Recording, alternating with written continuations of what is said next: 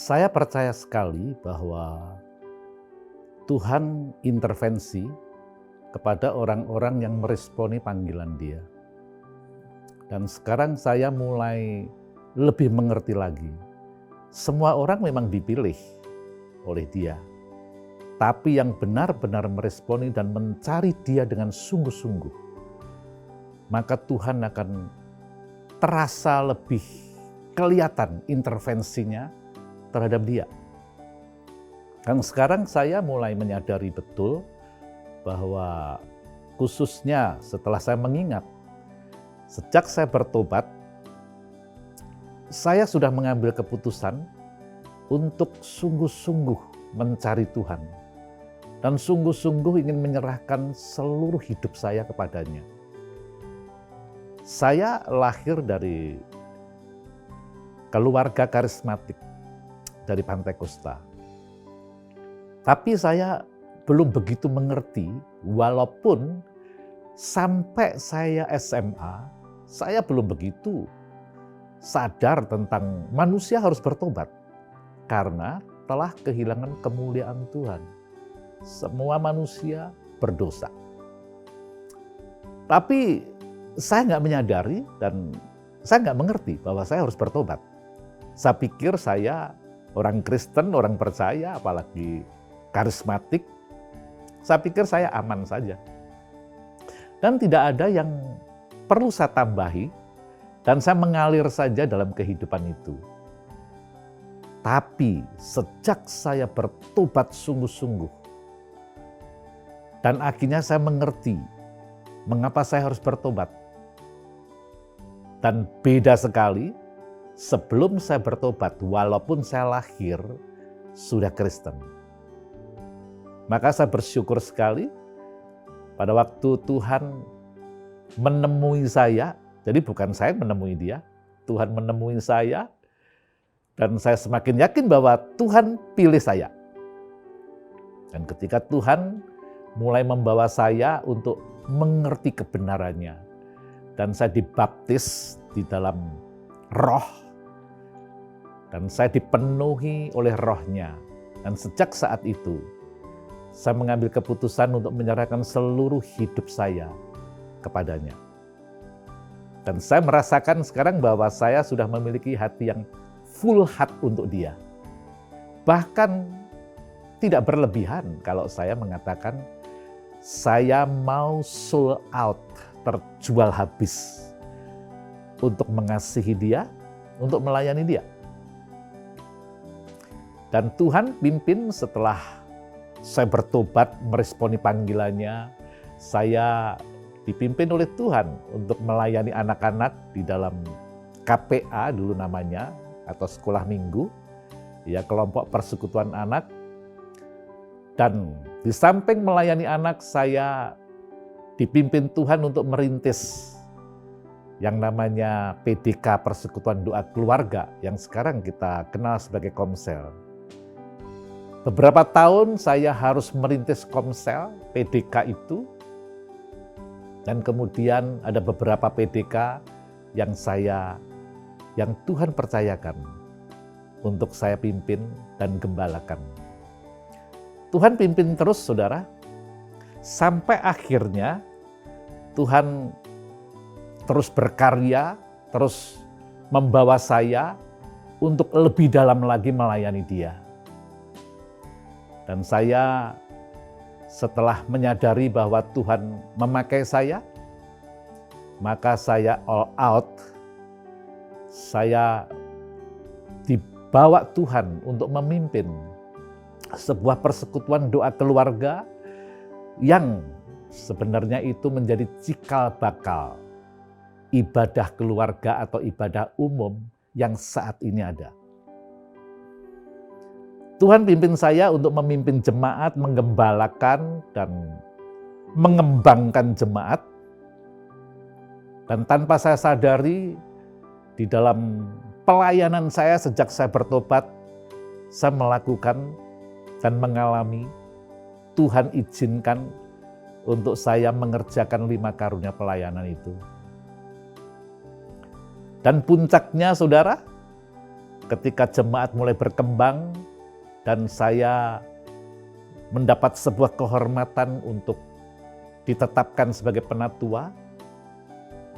Nah, di situ saya mulai merasakan ketidakpuasan yang rohani, holy discontent, khususnya melihat kondisi gereja yang ada. Saya melihat gereja seperti yang belum Tuhan inginkan. Oleh sebab itu saya mengambil sebuah keputusan, sebuah kerinduan untuk enggak mau membangun, merintis ataupun mengembangkan sebuah jemaat seperti kondisi gereja pada waktu itu. Dan saya bertekad, Tuhan, saya tidak mau membangun Abalov Industri ini hanya untuk meramaikan gereja-gereja yang ada di Jakarta yang memang sudah ramai. Dan waktu itu ketidakpuasan itu membuat saya mengambil keputusan untuk melakukan disiplin rohani. Saya masih ingat beberapa bulan setelah saya ditabiskan menjadi penatua, saya mulai bangun pagi jam 3 pagi, dan di situ saya benar-benar haus bertemu dengan Bapa, dengan firman, dan dengan pribadi Roh Kudus. Saya mencoba untuk terus mendekati, bergaul intim, dan ketidakpuasan itu saya ajukan, saya sampaikan kepada Bapak. Dan kemudian, saudara, saya percaya Roh Kudus intervensi dan memimpin saya untuk mengajukan pertanyaan-pertanyaan yang membuat saya mengalami ketidakpuasan rohani itu.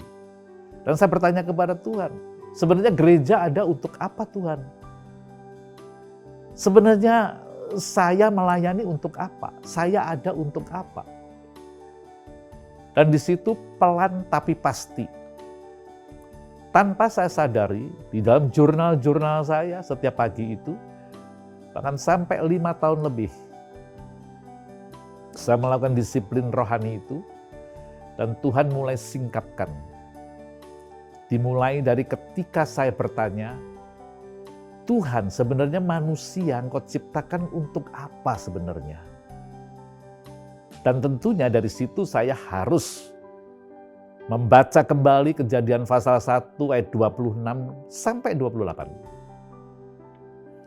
Dan di situ saya mulai menggali, merenungkan, dan berusaha untuk meminta pikiran Tuhan agar saya mengerti untuk apa Tuhan menciptakan manusia.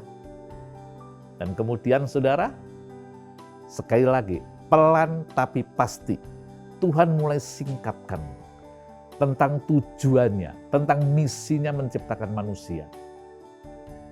Dan setelah saya terus bergaul dengan Dia, sementara saya juga tidak lupa, saya harus belajar dari hamba-hambanya yang menerima hikmat dari Tuhan dan menuliskannya di dalam buku-buku itu. Saya mulai membaca mereka, mulai mencari tahu, dan Tuhan tuntun saya untuk membaca buku-buku yang saya butuhkan untuk melengkapi apa yang Tuhan ingin sampaikan kepada saya. Karena saya tentunya terbatas.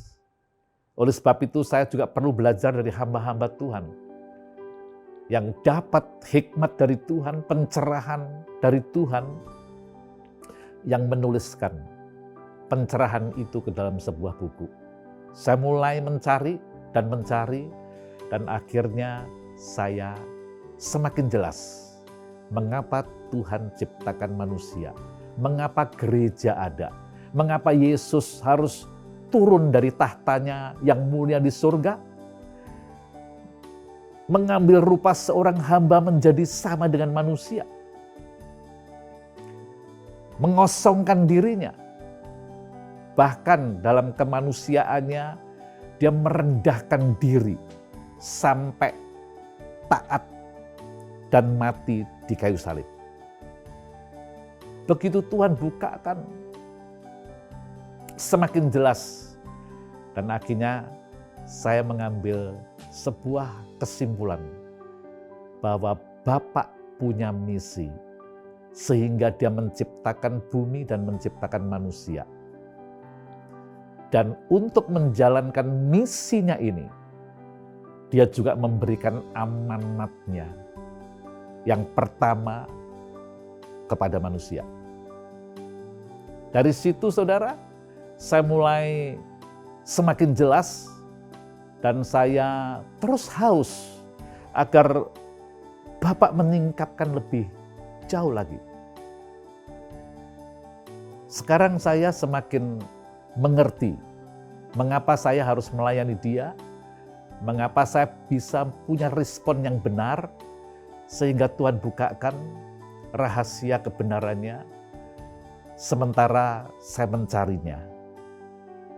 Dan saya percaya saudara, setiap orang yang dipilih oleh Tuhan, ketika dia meresponi panggilannya, ketika dia mulai berusaha mencari Tuhan dengan sungguh-sungguh, maka Tuhan akan pimpin dia, dan Tuhan akan memakai dia menjadi salah satu seorang yang memberikan kontribusi untuk menyelesaikan misinya ini. Saya percaya itu, saudara. Semakin kuat di dalam roh saya, bahwa sekarang saya juga mulai mengerti gereja yang dibangun di atas batu karang ini. Jemaat Tuhan yang dimana Tuhan sendiri yang membangun. Saya mulai jelas, saya mulai mengerti. Itulah sebabnya kerinduan saya adalah jemaat yang Tuhan percayakan ini adalah jemaat yang Tuhan dirikan di atas batu karang, di mana alam maut gak akan menguasainya. Dan jemaat ini akan diberi kunci-kunci kerajaan Allah. Apa yang diikat akan terikat di surga, apa yang dilepaskan akan terlepas di surga. Dan itu menjadi kerinduan saya saat ini. Itulah sebabnya saya percaya sekali ketika gereja-gereja mengerti misi Bapa. Mengapa gereja harus ada? Dan kalau gereja mengerti, mengetahui, dan menerima pencerahan ini, gereja pasti akan berubah. Sementara saat ini gereja nggak jelas mau kemana. Itu yang saya lihat dan rasakan. Karena begitu nggak jelasnya sehingga gereja yang satu dengan gereja yang lain tidak bisa bersatu. Bahkan berkompetisi dan menganggap dirinya lebih benar dari gereja yang lain. Dan itu sangat menyedihkan hati Tuhan. Itulah sebabnya misi Bapa adalah dasar untuk kita menjalankan tanggung jawab kita sebagai gereja Tuhan. Demikian juga dengan hidup saya selanjutnya. Saya harus menyelesaikan panggilan Tuhan untuk bersama dengan Yesus menjalankan misinya ini. Itulah yang saya dapat, saudara. Pencerahan demi pencerahan terus Tuhan singkapkan, bahkan sampai hari ini. Tapi yang jelas, saya sungguh bersyukur karena saya sekarang sudah mengerti, saya tahu misi Bapa untuk dunia ini, dan khususnya misi Bapa di bumi ini.